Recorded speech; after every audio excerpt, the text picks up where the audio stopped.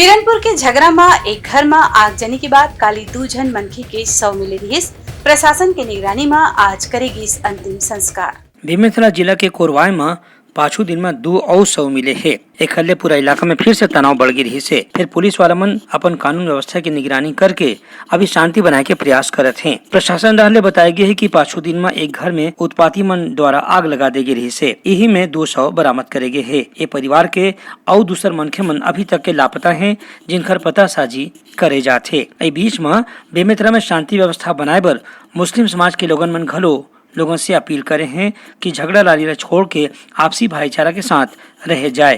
हम तो सबसे मिलजुल कर रहना चाहते हैं, हमको कोई मतलब नहीं लड़ाई झगड़े जी हमको खामोश रहे। ये नहीं कह रहा है दुनिया वाले कि लड़ो, नहीं कह रहा है कुरान जी। हाँ, भाईचारा है, सब अपने अपने रास्ते में चल रहे हैं।